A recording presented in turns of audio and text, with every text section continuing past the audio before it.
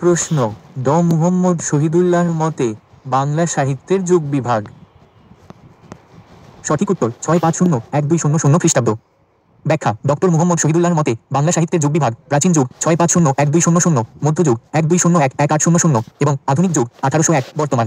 সুনীতি কুমার চট্টোপাধ্যায়ের মতে বাংলা সাহিত্যের যুগ বিভাগ প্রাচীন যুগ ৯৫০-১২০০, মধ্যযুগ ১২০-১১৮০ এবং আধুনিক যুগ ১৮০১ বর্তমান। মধ্যযুগের প্রথম ১৫০ বছর ১২০-১৩৫০ অন্ধকার যুগ ছিল। উৎস: বাংলা ভাষা ও সাহিত্য জিজ্ঞাসা। প্রশ্ন: বাংলা সাহিত্যে প্রাচীন যুগের প্রধান বৈশিষ্ট্য। সঠিক উত্তর: ব্যক্তি ও সমষ্টি জীবনই মুখ্য ছিল। ব্যাখ্যা: বাংলা সাহিত্যকে প্রধানত তিনটি যুগে বা পর্যায়ে ভাগ করা হয়, যথা ১. প্রাচীন যুগ, ২. মধ্যযুগ, ৩. আধুনিক যুগ। বাংলা সাহিত্যের প্রাচীন যুগের বৈশিষ্ট্য: ব্যক্তি ও সমষ্টি জীবনই প্রধান ছিল। বাংলা সাহিত্যের মধ্যযুগে ধর্মটাই মুখ্য ছিল, মানুষ হয়ে পড়ে গৌণ, আর আধুনিক যুগে মানুষ মুখ্য হয় এবং মানবতায় একমাত্র কাম্য হয়ে ওঠে। সে সঙ্গে যোগ হয় অন্ধবিশ্বাসের বদলে যুক্তিশীলতা, সাজাত্যবোধ, স্বদেশপ্রেম, ব্যক্তি স্বাধীনতা, বিশেষ করে নারী স্বাধীনতা আধুনিক যুগের অন্যতম বৈশিষ্ট্য। উৎস: বাংলা ভাষা ও সাহিত্য জিজ্ঞাসা। প্রশ্ন: বাংলা সাহিত্যের অন্ধকার যুগের সাহিত্য নিদর্শন নয় কোনটি? সঠিক উত্তর: জঙ্গনামা। ব্যাখ্যা: জঙ্গনামা মধ্যযুগীয় বাংলা সাহিত্যে মুসলিম ঐতিহ্যভিত্তিক যুদ্ধ বিষয়ক কাব্য। বাংলা সাহিত্যে ১২০১ থেকে ১৩৫০ সাল পর্যন্ত ১৫০ বছরকে কেউ কেউ অন্ধকার যুগ বা তামস যুগ বলে অভিহিত করেছেন। তথাকথিত অন্ধকার যুগের সাহিত্য সৃষ্টির কোন নিদর্শন পাওয়া যায়নি এ কথাও সত্য নয়। অন্ধকার যুগে প্রাপ্ত কিছু সাহিত্য নিদর্শন: প্রাকৃত পৈঙ্গল, এর কবি হলেন শ্রীহর্ষ, রামাই পণ্ডিত রচিত শূন্যপুরাণ এবং এর কলিমা জালাল বা অংশবিশেষ, নিরঞ্জনের রুশমা, কোলায়ুদ মিশ্র রচিত শেখ সুবোদয়ার। উৎস: বাংলা ভাষা ও সাহিত্য জিজ্ঞাসা, বাংলাপিডিয়া, বাংলা সাহিত্যের ইতিহাস, ডক্টর মাহবুবুল আলম। প্রশ্ন: কোনটি রামাই পণ্ডিত রচিত অন্ধকার যুগের কাব্য? সঠিক উত্তর: শূন্যপুরাণ। ব্যাখ্যা: শূন্যপুরাণ রামাই পণ্ডিত রচিত বৌদ্ধ ধর্মের তত্ত্বীয় গ্রন্থের নাম। শূন্যপুরাণ মূল গ্রন্থে ধর্মপূজার যে বিবরণ আছে তাতে বৌদ্ধ ধর্মের শূন্যবাদ ও হিন্দু লোকধর্মের মিশ্রণ ঘটেছে। শূন্যপুরাণ বিশেষভাবে ধর্মপূজা পদ্ধতি। কাব্যগ্রন্থটি ৫১টি অধ্যায় বিভক্ত। শূন্যপুরাণ চম্পুকাব্যের নিদর্শন। গদ্য ও পদ্য মিশ্রিত কাব্যকে চম্পুকাব্য বলে। বিশ্বকোষ প্রণেতা নগেন্দ্রনাথ বসু ৩টি পুঁথির পাঠ সংগ্রহ করে ১৩১৪ বঙ্গাব্দে বঙ্গীয় সাহিত্য পরিষদ থেকে শূন্যপুরাণ নামকরণ করে প্রকাশ করে। অন্ধকার যুগে প্রাপ্ত কিছু সাহিত্য নিদর্শন: প্রাকৃত পৈঙ্গল, এর কবি হলেন শ্রীহর্ষ, রামাই পণ্ডিত রচিত শূন্যপুরাণ এবং এর কলিমা জালাল বা অংশবিশেষ, নিরঞ্জনের রুশমা, কোলায়ুদ মিশ্র রচিত শেখ সুবোদয়ার। উৎস: বাংলা ভাষা ও সাহিত্য জিজ্ঞাসা ও বাংলাপিডিয়া। প্রশ্ন: নিরঞ্জনের উষ্মা কোন গ্রন্থের অন্তর্গত? সঠিক উত্তর: শূন্যপুরাণ। ব্যাখ্যা: নিরঞ্জনের উষ্মা অংশের মূল প্রতিপাদ্য হল বর্ণ হিন্দুগণ ধর্মসেবকদের প্রতি নানা অত্যাচার ও অবজ্ঞা করেছেন। এই অত্যাচারে বিরূপ হয়ে নিরঞ্জন ধর্মঠাকুর জবন মুসলমানের রূপ ধারণ করে রাষ্ট্র ক্ষমতায় অধিষ্ঠিত হয়। নিরঞ্জনের উষ্মা মূলত শূন্যপুরাণ নামক কাব্যগ্রন্থের অংশবিশেষ। শূন্যপুরাণে কমপক্ষে ৫ জন কবির হস্তক্ষেপ রয়েছে বলে মনে করা হয়। এছাড়া নানা মতান্তরের কারণে নিরঞ্জনের উষ্মার রচনাকাল নির্দিষ্টভাবে বলা যায় না। উৎস: বাংলা ভাষা ও সাহিত্য জিজ্ঞাসা। প্রশ্ন: চৈতন্য যুগ বাংলা সাহিত্যের কোন সময়কালকে নির্দেশ করে? সঠিক উত্তর: ১৫০০-১৭০০। ব্যাখ্যা: সুনীতি কুমার চট্টোপাধ্যায়ের মতে বাংলা সাহিত্যের যুগ বিভাগ প্রাচীন যুগ ৯৫০-১২০০। সুনীতি কুমার চট্টোপাধ্যায়ের মতে মধ্যযুগ, ডান দিকে পয়েন্ট করা তীর প্রাচীন বা মুসলমান পূর্ব যুগ ৯৫০-১২০০, ডান দিকে পয়েন্ট করা তীর তুর্কি বিজয়ের যুগ ১২০০-১৩০০, ডান দিকে পয়েন্ট করা তীর আদি মধ্যযুগ বা প্রাকচৈতন্য যুগ ১৩০০-১৫০, ডান দিকে পয়েন্ট করা তীর অন্ত মধ্যযুগ ১৫০-১৮০, চৈতন্য যুগ বা বৈষ্ণব সাহিত্য যুগ ১৫০-১৭০ ও নবাবী আমল ১৭০-১৮০। চৈতন্য যুগ সম্পর্কিত বিশেষ তথ্য: বাংলা সাহিত্যে ১৫০০ থেকে ১৭০০ পর্যন্ত সময়কে চৈতন্য যুগ বলে। শ্রীচৈতন্যদেব ১৪৮৬ সালের ১৮ই ফেব্রুয়ারি নবদ্বীপে জন্মগ্রহণ করেন। শ্রীকৃষ্ণ চৈতন্য সংক্ষেপে চৈতন্য নামে পরিচিত। শ্রীচৈতন্যদেব তার জীবিতকালেই ভক্তদের ভগবানের অবতার বলে গৃহীত হয়েছিল। চৈতন্যদেব প্রথম জীবনী সংস্কৃত ভাষায় রচিত। চৈতন্যের প্রথম জীবনী লেখক হিসেবে মুরারি গুপ্ত কৃতিত্বের অধিকারী প্রবোধানন্দ সরস্বতী শ্রীচৈতন্য চন্দ্রামৃত নামক কাব্য রচনা করেছিলেন। চৈতন্যদেবের জীবনী গ্রন্থকে কচরা নামে অভিহিত করা হয়েছে, যার অর্থ ব্যাপক। উৎস: বাংলা সাহিত্যের ইতিহাস, মাহবুবুল আলম, বাংলা ভাষা ও সাহিত্য জিজ্ঞাসা। প্রশ্ন: কায়কোবাদের উপাধি কোনটি? সঠিক উত্তর: কাব্যভূষণ।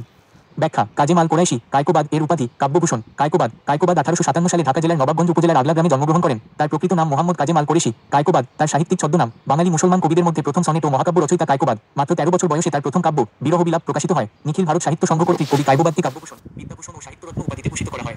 তার কাব্যগ্রন্থগুলো হচ্ছে কুসুম কানন, অশ্রুমালা, মহাশ্মশান, শিব মন্দির, অমিয়ধারা, শ্মশান ভস্ম ও মহরম শরীফ।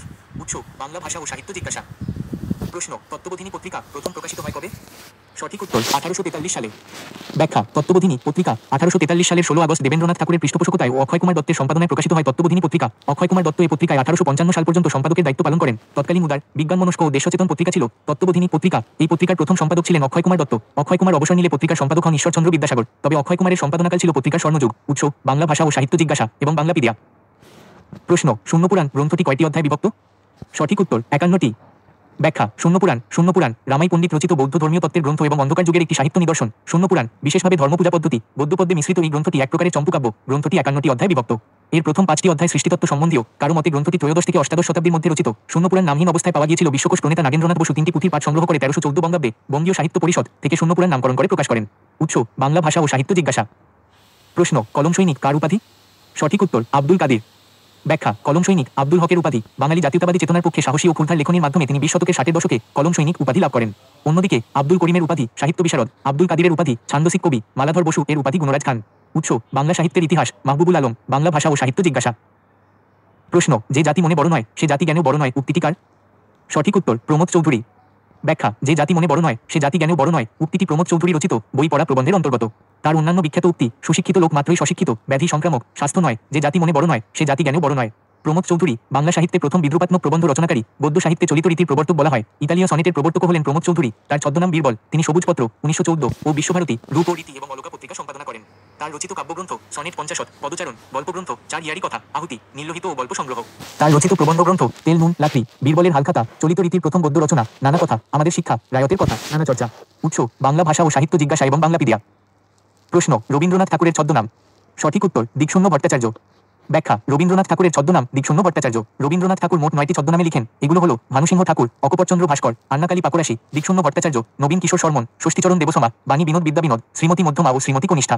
আরও কিছু গুরুত্বপূর্ণ ছদ্মনাম: কালীপ্রসন্ন সিংহ এর ছদ্মনাম হুতম পেঁচা, রাজশেখর বসুর ছদ্মনাম পরশুরাম, অন্নদাশঙ্কর রায়ের ছদ্মনাম লীলাময় রায়, প্যারিচাঁদ মিত্র এর ছদ্মনাম টেকচাঁদ ঠাকুর, সমরেশ বসুর ছদ্মনাম কালকুট, বনফুল ছদ্মনামে লিখতেন, বলাইচাঁদ মুখোপাধ্যায়, অচিন্ত কুমার সেনগুপ্ত এর সাহিত্যিক ছদ্মনাম নিহারিকা দেবী, তারাশঙ্কর বন্দ্যোপাধ্যায় এর সাহিত্যিক ছদ্মনাম হাবু শর্মা। উৎস, বাংলা ভাষা ও সাহিত্য জিজ্ঞাসা।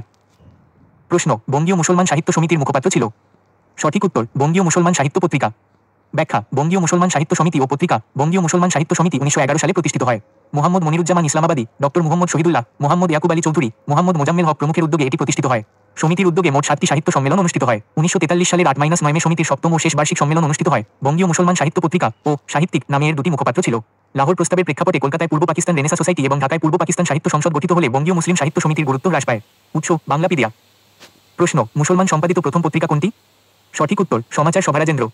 ব্যাখ্যা, সমাচার সভারাজেন্দ্র মুসলমান সম্পাদিত প্রথম পত্রিকা। সমাচার সভারাজেন্দ্র 1831 সালে এটি প্রথম প্রকাশিত হয়। সমাচার সভারাজেন্দ্র পত্রিকার সম্পাদক ছিলেন শেখ আলিমুল্লাহ। এটি সাপ্তাহিক পত্রিকা ছিল। এটি পুরোপুরি বাংলা ভাষার পত্রিকা ছিল না, ছিল বাংলা পারসি দ্বিভাষিক পত্রিকা। উৎস, বাংলা ভাষা ও সাহিত্য জিজ্ঞাসা।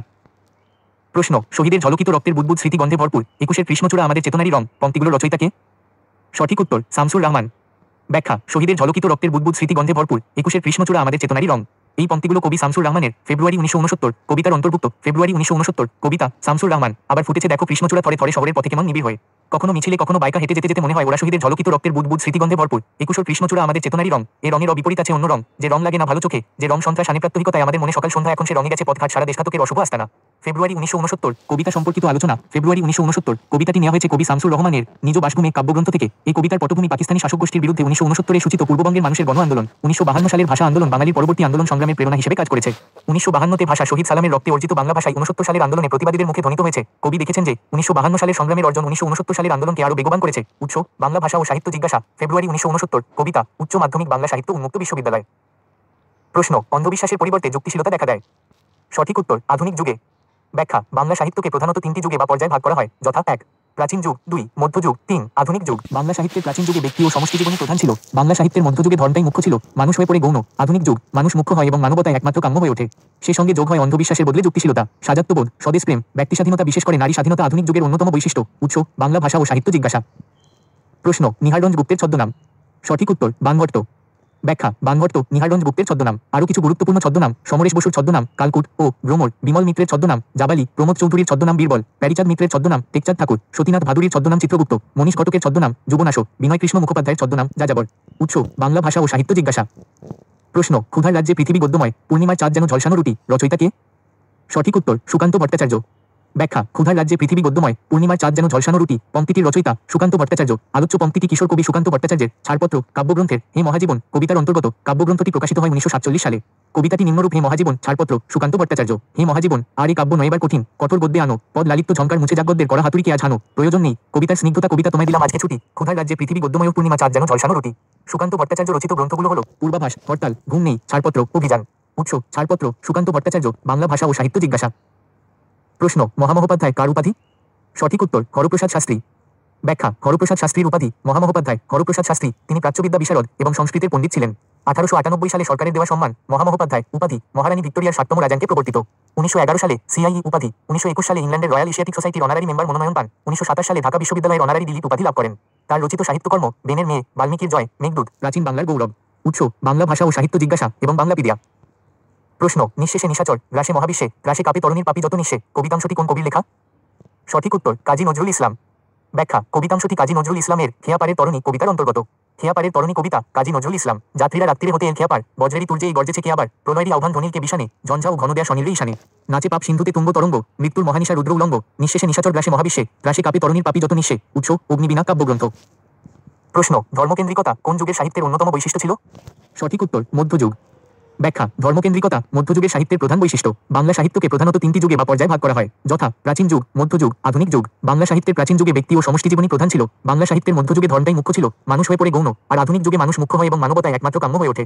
সে সঙ্গে যোগ হয় অন্ধবিশ্বাসের বদলে যুক্তিশীলতা, সাজাত্যবোধ, স্বদেশপ্রেম, ব্যক্তি স্বাধীনতা, বিশেষ করে নারী স্বাধীনতা আধুনিক যুগের অন্যতম বৈশিষ্ট্য।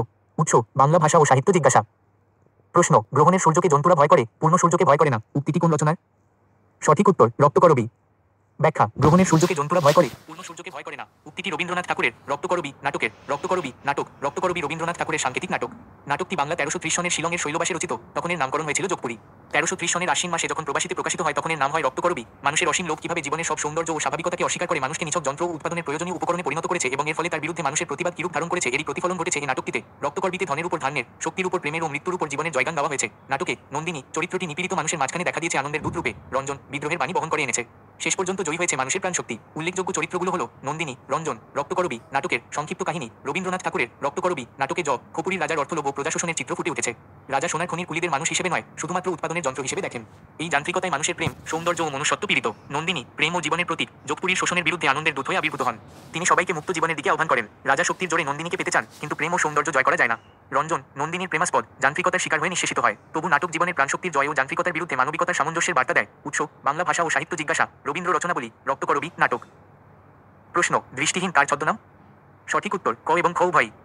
ব্যাখ্যা মধুসূদন মজুমদারের ছদ্মনাম ছিল দৃষ্টিহীন। আবার দৃষ্টিহীন দক্ষিণারঞ্জন মিত্র মজুমদারের ছদ্মনাম। আরও কিছু গুরুত্বপূর্ণ ছদ্মনাম প্রমোদ চৌধুরীর ছদ্মনাম বীরবল, প্যারিচাঁদ মিত্রের ছদ্মনাম টেকচাঁদ ঠাকুর, সতীনাথ ভাদুরীর ছদ্মনাম চিত্রগুপ্ত, মনীষ কটকের ছদ্মনাম যুবনাশক, বিমল মিত্র জাবালি ছদ্মনামে লিখতেন, বিনয় কৃষ্ণ মুখোপাধ্যায়ের ছদ্মনাম ছিল যাযাবর। উৎস বাংলা ভাষা ও সাহিত্য জিজ্ঞাসা। প্রশ্ন কল্লোল পত্রিকাটি প্রথম সম্পাদনা করেন কে? সঠিক উত্তর দীনেশ রঞ্জন দাস। ব্যাখ্যা কল্লোল পত্রিকা অতি আধুনিক লেখক গোষ্ঠীর মুখপাত্র হিসেবে এই পত্রিকাটি 1923 সালে প্রথম প্রকাশিত হয়। কলকাতা থেকে মাসিক কল্লোল পত্রিকা প্রকাশিত হয়েছিল। এই পত্রিকার প্রথম সম্পাদক ছিলেন দীনেশ রঞ্জন দাস। কল্লোল পত্রিকায় নিয়মিত লিখতেন অচিন্ত কুমার সেনগুপ্ত, শৈলজানন্দ মুখোপাধ্যায়, বুদ্ধদেব বসু, প্রেমেন্দ্র মিত্র, মানিক বন্দ্যোপাধ্যায় প্রমুখ। উৎস বাংলা সাহিত্যের ইতিহাস, মাহবুবুল আলম, বাংলা ভাষা ও সাহিত্য জিজ্ঞাসা এবং বাংলাপিডিয়া। প্রশ্ন আধুনিক যুগে বাংলা সাহিত্যে মুখ্য হয়ে ওঠে। সঠিক উত্তর মানুষ ও মানবতা। ব্যাখ্যা বাংলা সাহিত্যকে প্রধানত তিনটি যুগে বা পর্যায়ে ভাগ করা হয়, যথা 1 প্রাচীন যুগ, 2 মধ্যযুগ, 3 আধুনিক যুগ। বাংলা সাহিত্যের প্রাচীন যুগে ব্যক্তি ও সমষ্টি জীবনই প্রধান ছিল। বাংলা সাহিত্যের মধ্যযুগে ধর্মটাই মুখ্য ছিল, মানুষ হয়ে পড়ে গৌণ। আর আধুনিক যুগে মানুষ মুখ্য হয় এবং মানবতায় একমাত্র কাম্য হয়ে ওঠে। সে সঙ্গে যোগ হয় অন্ধবিশ্বাসের বদলে যুক্তিশীলতা, সাজাত্যবোধ, স্বদেশপ্রেম, ব্যক্তি স্বাধীনতা, বিশেষ করে নারী স্বাধীনতা আধুনিক যুগের অন্যতম বৈশিষ্ট্য। উৎস বাংলা ভাষা ও সাহিত্য জিজ্ঞাসা।